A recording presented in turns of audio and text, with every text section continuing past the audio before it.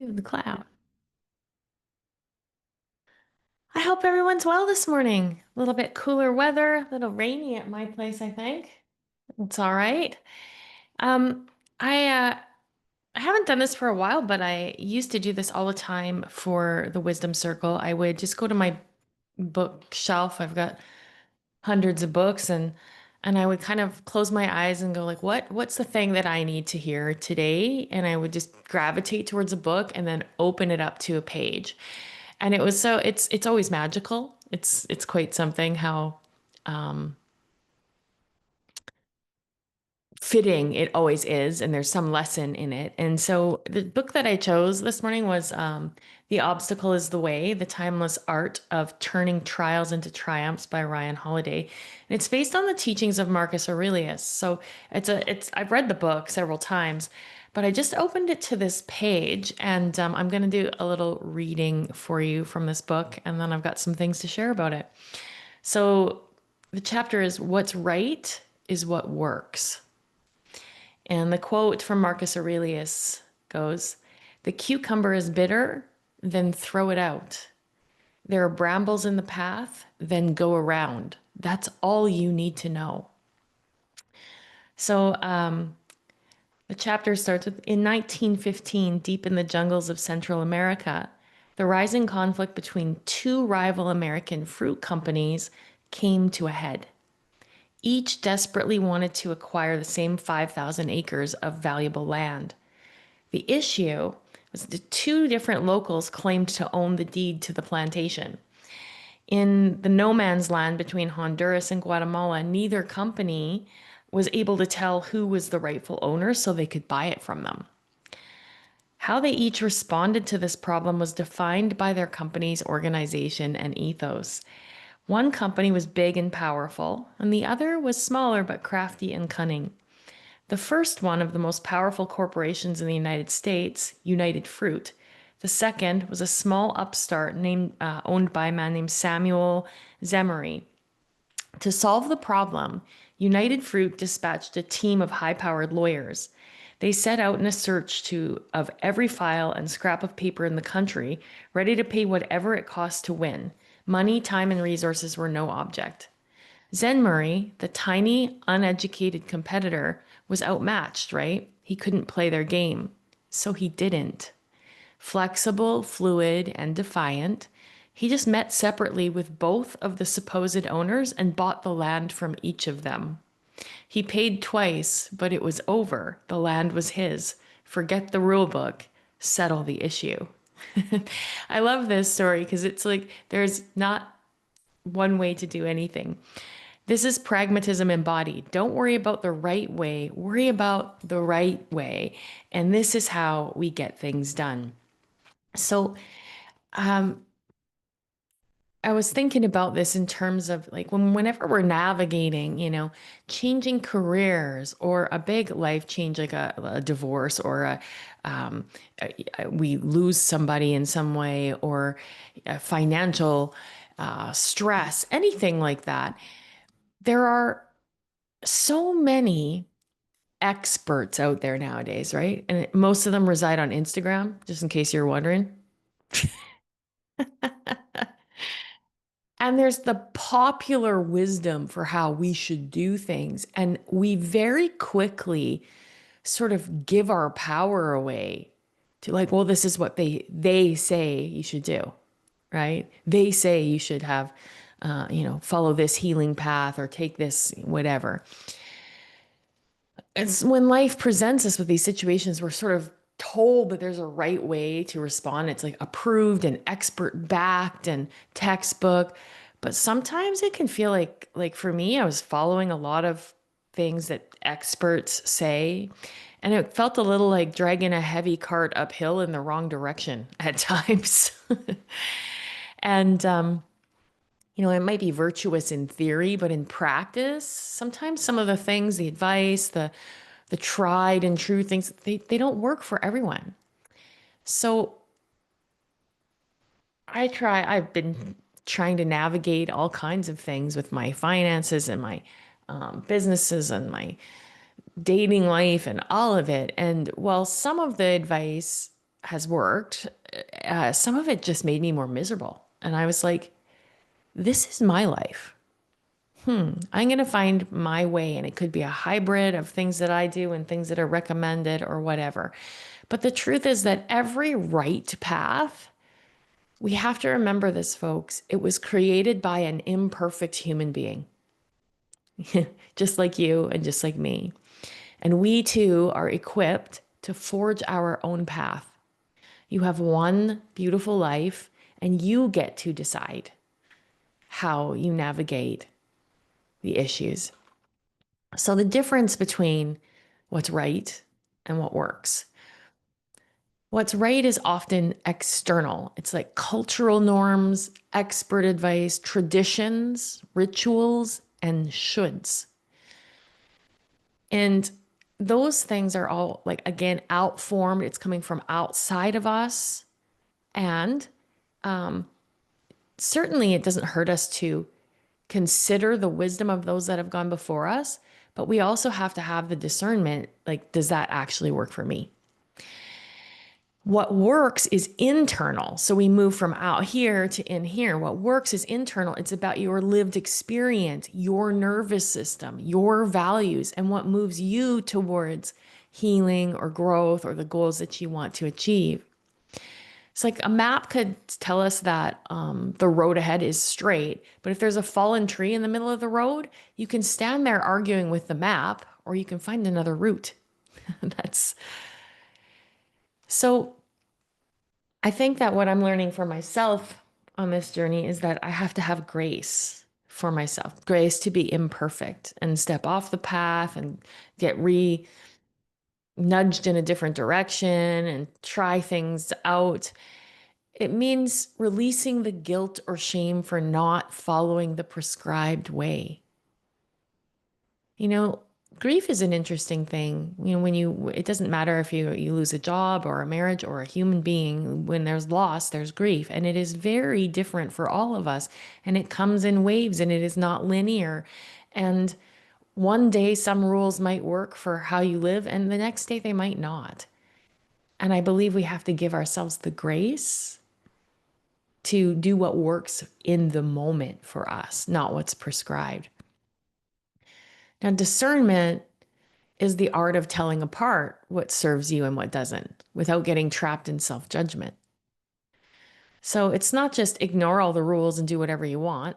It's like, okay, these rules don't seem to be getting me the results that I want. So what works for me? And is this an old pattern? Is this something that's going to take me into old behaviors or something I don't like? Or is this actually going to give me comfort? Is there something else I could do? It's really inquiry, asking the questions and being willing to explore the truth. So again, if we use like a metaphor, if you're walking a trail and you come across a bunch of brambles, you don't need to write a dissertation on the brambles or feel bad that they exist. You just simply step around, have the discernment to step around them. And then the next sort of piece is innovation. We could follow all the exact rules and maybe get a certain result, or we could go into old patterns, which would get us the same results we've had before.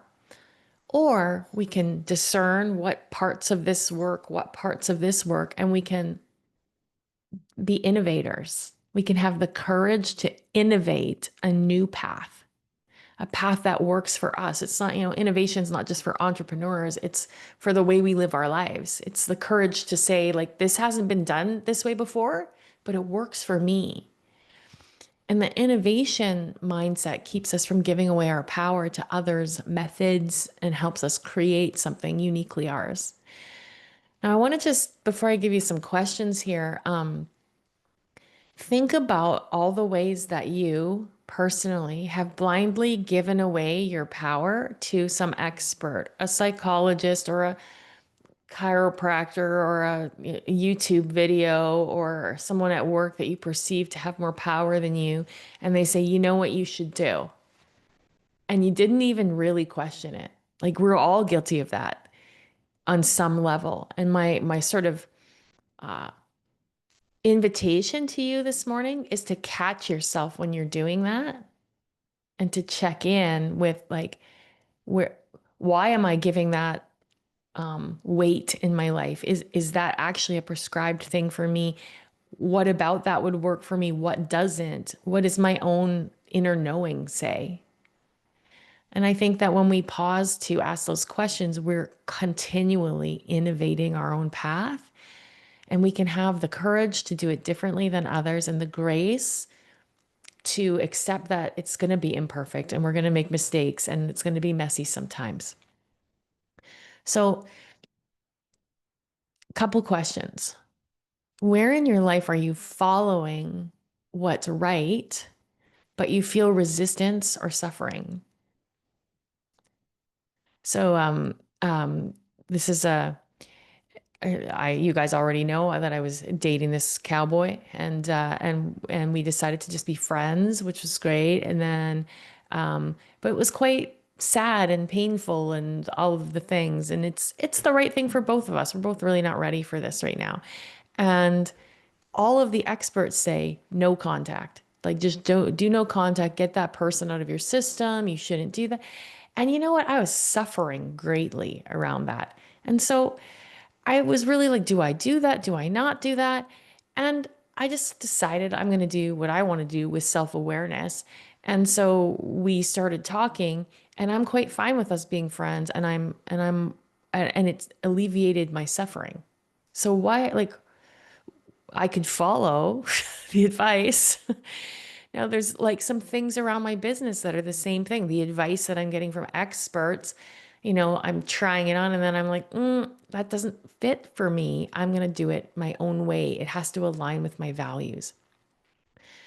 So when you encounter resistance or suffering, that's a good opportunity for you to look at like, is this really right for me?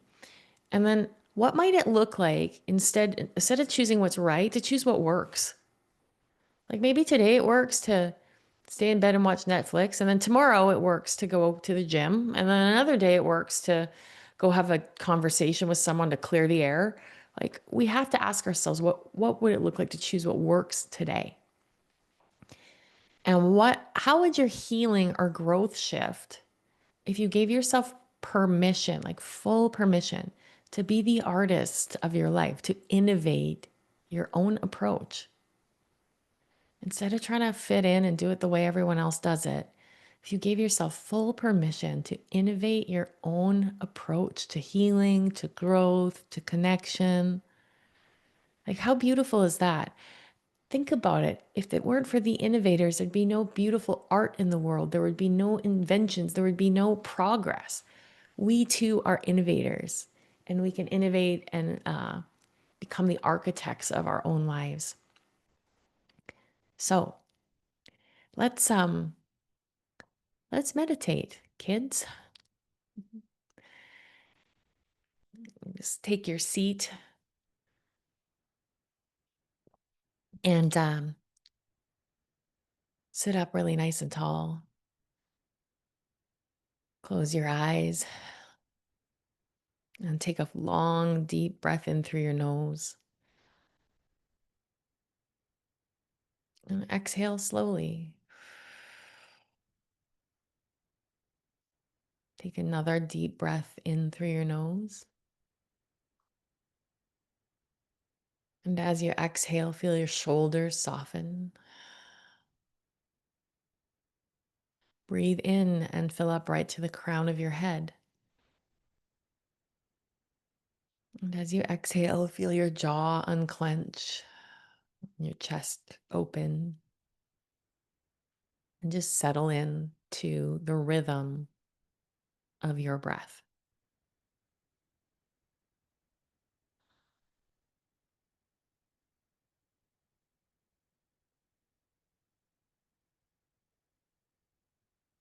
Now imagine a warm light above you, the light of your own inner wisdom, gently descending to rest in your heart.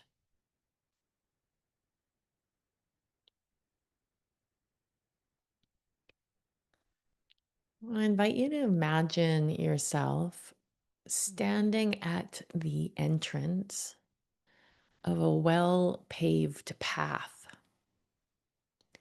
It's clearly marked, it's well lit, and lined with signs from the experts telling you exactly how to walk it.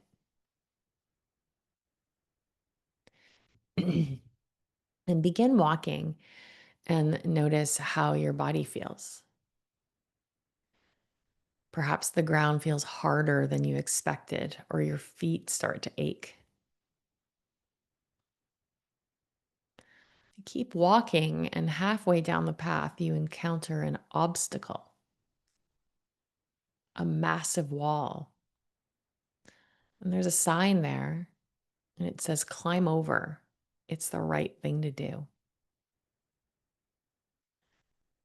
And notice your feelings, perhaps frustration, heaviness, or doubt. I don't want to climb the wall. That does not seem right for me.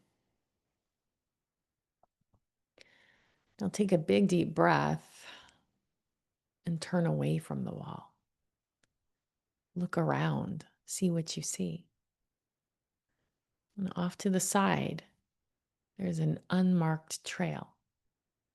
It's narrow and it's covered with a little bit of bush. It's a little wild, but it's cool and it's inviting. Step onto it and feel the softer earth beneath your feet. Notice the sunlight filtering through the leaves, the sound of the stream nearby. With each step, you feel lighter. This path might not be on the map, but it's yours. It fits your pace, your stride, your energy. And as you walk, you encounter small challenges. A bitter cucumber here or a bramble there. And you simply toss the cucumber aside. You walk around the bramble and keep going without overthinking. With every decision, your confidence grows. You feel the grace of not having to justify your choices to anyone but yourself.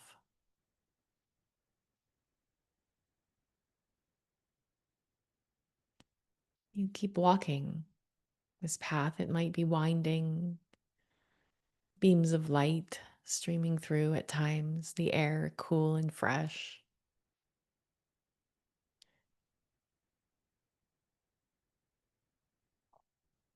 And at the end of the path, you find a bench.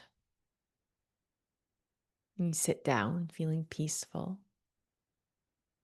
You've created a way forward that works for you.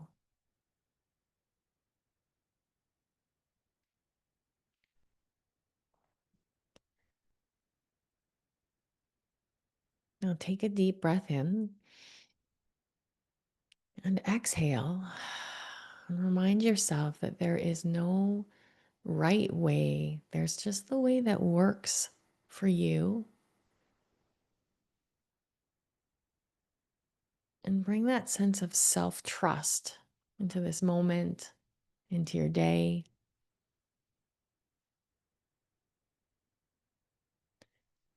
Just for a couple of moments, tune into your breath and that sense of self-trust.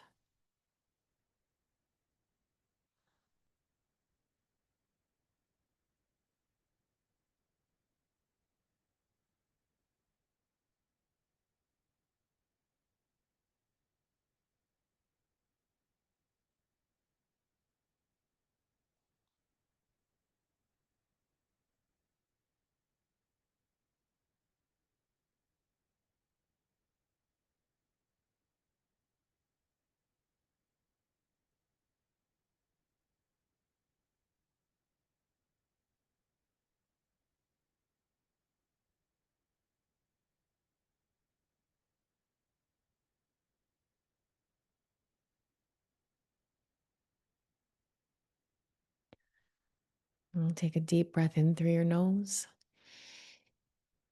Exhale it through your mouth. And let your eyes flutter open.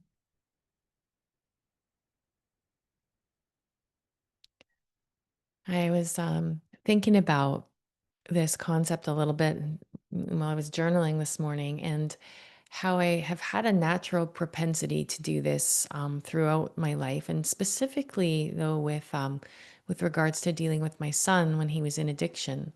There was the theory of tough love, and then the you're either enabling them or you cut them off, and none of that felt right for me. And I had to walk the path and find the things that worked for me day to day and moment to moment. And I believe that's a big part of why I have a beautiful relationship with my son. And I've always questioned authority and questioned like why people do what they do. And if it doesn't feel right for me, I tend to do it differently. That's why shift power yoga exists. The traditional yoga norms didn't feel right to me. I wanted a place where we had community and laughter, and it wasn't the silence in the room that you typically get. And I followed what feels right to me. And so I'm just continuing down that path. And I hope that this morning has inspired you to think about ways that you could start honoring your inner knowing and walking your own path unapologetically. So I'm so happy and grateful to be able to share with you, to be with you, to have this beautiful community to connect with. And I'd love to open it up for any of you if you have anything you'd like to add this morning around this teaching or any gratitude that you want to share.